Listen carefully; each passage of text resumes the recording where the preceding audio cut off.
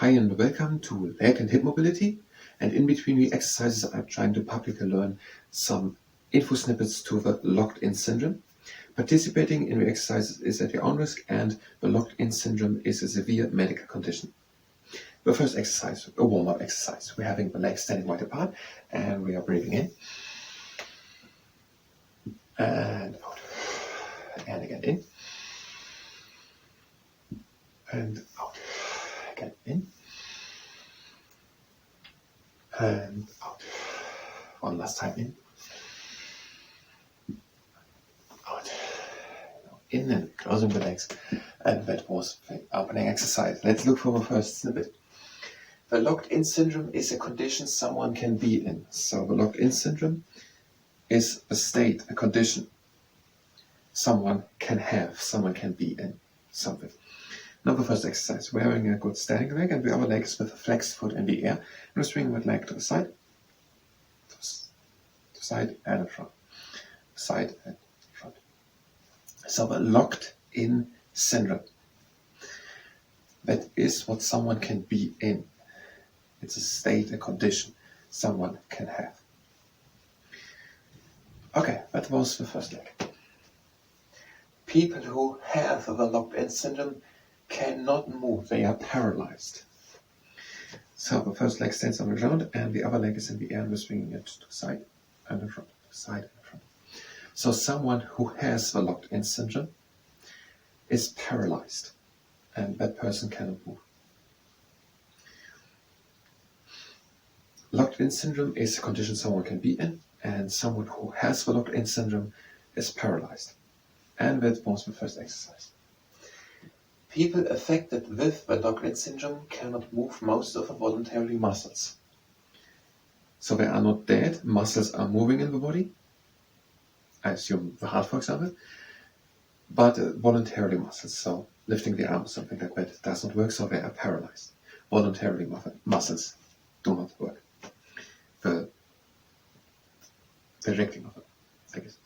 Whatever, they are paralyzed. So, and the next exercise. Now we are having again a good standing, and the other leg is in the air with a flexed foot, and we bring the flexed foot in front and back, in front and back. The locked-in syndrome is a state someone can be in, and if someone is in this locked-in syndrome, or the symptoms of the locked-in syndrome is or are that someone is paralyzed and they cannot move their muscles. That was the first leg. People affected by the locked-in syndrome cannot verbally communicate, so they can't speak. Verbally communicate, they cannot speak. Not with the other leg. The legs in the air, flexed foot, and we bring that in front and back. So someone who has the locked-in syndrome cannot move, is paralyzed, and they can also not speak. And a few times more. And that was the next exercise. Only vertical movements of the eyes and blinking are still possible. So they can only move the eyes vertically and blink with attention. And now the next exercise. We are bringing one leg up into a right angle. The foot is flexed and the hips are even aligned. And then we're going to bring that leg to the outside, and we're breathing in. And out of the bring the leg back into the middle and control down. And again, we bring the leg up into a right angle with a flexed foot and even aligned hips, so don't be too high with one hip, but even aligned. And we bring the leg to the outside and we breathe in. And out back into the middle and control down. Now on the other side. You're bringing one leg up into a right angle with a flexed foot, even aligned hips. Now the leg to the outside, and just to measure the time, we are breathing in. And out back into the middle, controlled down. And one more time. Up with the leg, right angle, flexed foot to the outside, we are breathing in. And again out and controlled down.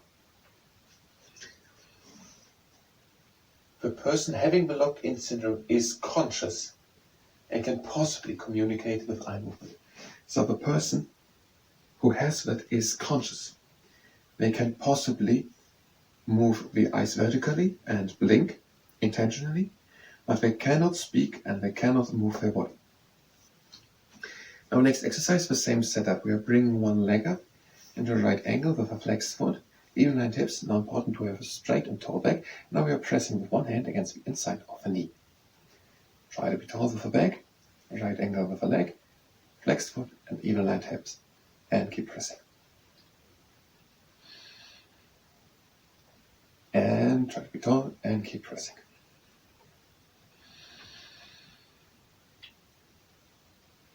And that was the first leg. And now with the other one. Leg up, right angle, flexed foot, even lined hips, and tall with the back. And now pressing with the hand against the inside of the knee. Try to be tall and keep pressing.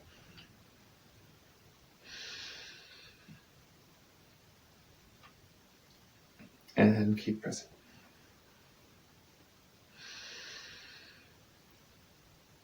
And little stuff. Electroencephalography. Electroencephalography results measure normal brain activity. So if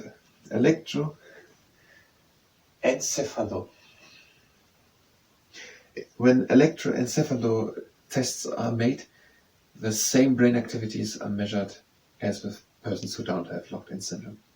So the brain activities are the same by persons without locked-in syndrome as it is with patients or people with locked-in syndrome, measured by an electroencephalography graph, an electroencephalograph, I guess.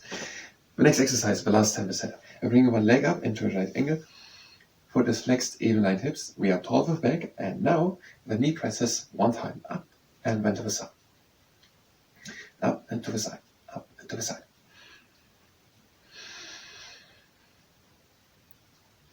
Try to be tall and up and to the side, up and to the side. And that's even more. Try to be tall, even line hips, and up to the side, up and to the side. And that was the first leg. And the word was electroencephalograph. Electroencephalography. Electroencephalography. Now we're bringing the leg up, right angle, flexed foot, again tall, and we're pressing with the knee into the hand on the side and into the hand on top. Try to be tall. Electroencephalography. And to the side and up, to the side and up. Electroencephalography. And a few more. Up to the side. Try to be tall. Up to the side, to the side. And that was that exercise. The person affected can sometimes retain sensation in the body and the ability to make some muscles of the face move. So sometimes they can still, sometimes feel a sensation. The sensation where the body part is. I don't know what type of sensation in particular. But you can feel sensation in the body parts and sometimes move some muscles of the face. Affected with locked-in syndrome, the coordination between breathing and the voice doesn't work, and that makes speaking impossible even if the vocal cords are not affected. Next exercise, now we're having the legs standing at the side. So the first standing leg points of the toes to the outside, and the other leg is with the heel on the ground. And we're lifting the heel off the ground and placing it again on the ground. So off the ground and on the ground. The coordination between breathing and the voice is not working. And therefore, that person cannot speak, even if the vocal cords themselves are not affected. And brain activity measured by electroencephalography are the same with or without locked-in syndrome.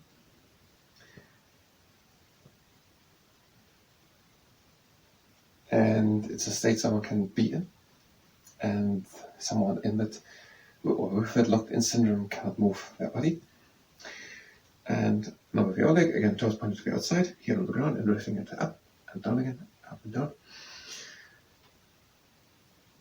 They are paralyzed. They can sometimes communicate with vertical eye movements or with blinking. And they sometimes can have sensation feeling in some body parts.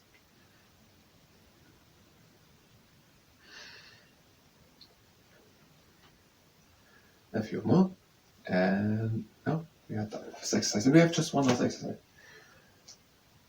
Yes, the person is conscious, so they are aware.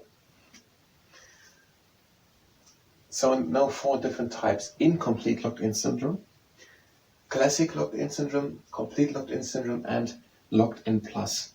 So incomplete, as the name says, is not so severe. Motoric abilities are more or less possible. So incomplete, it's not that complete, not complete locked-in. They can have some motoric abilities. Classic is what we just said all the time. Paralyzed, vertical eye movements possible, blinking possible, and conscious. And then complete locked in. So complete is more than classic. Complete locked in is the eye motoric abilities are also gone, but we are still conscious. As a complete conscious there, but eye is lost. Eye control is lost. And locked in plus affects then consciousness. So locked in plus affects then consciousness. And the pons are affected by locked in plus. The last exercise, we're having a standing leg. The other leg has a flex foot and is in the air. We bring the leg back, and the upper part of the body goes down. And we're trying to be tall with the standing leg, and to going down into one straight line, to bring the pressure directly onto the biceps femoris of the hamstrings. So incomplete, it is incomplete, and they can have some motoric skills. Classic is paralyzed, but consciousness is there and eye movements. Complete, the eye movements are also in. So complete locked in, the whole physical body doesn't work intentionally. But consciousness, so psychologisch is still there. And locked in plus, where the consciousness is also affected. And by locked in plus, the pons are affected. The pons are a region in the brain. Now we're switching the leg. I'm doing the same with the other leg.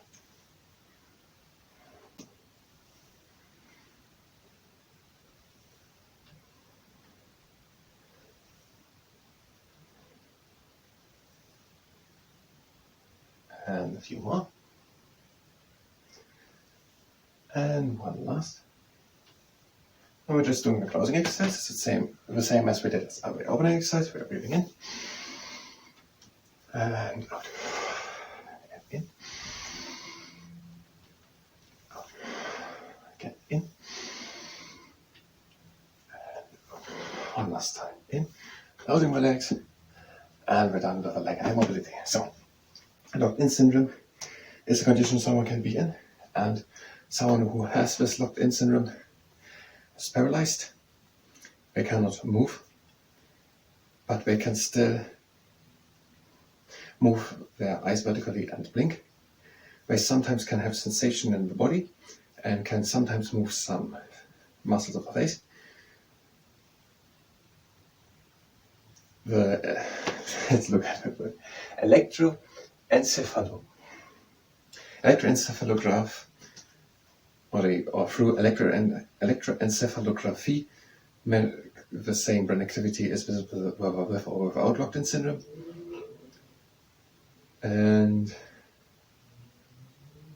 was there something more specific?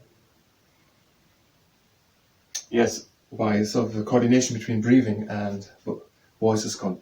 So even if the vocal cords are not affected, we cannot speak before. And then there are 4 types. The incomplete type, it's incomplete.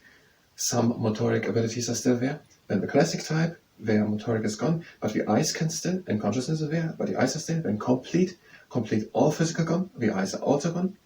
And locked in plus, where the consciousness, also the psychological part, the consciousness is affected.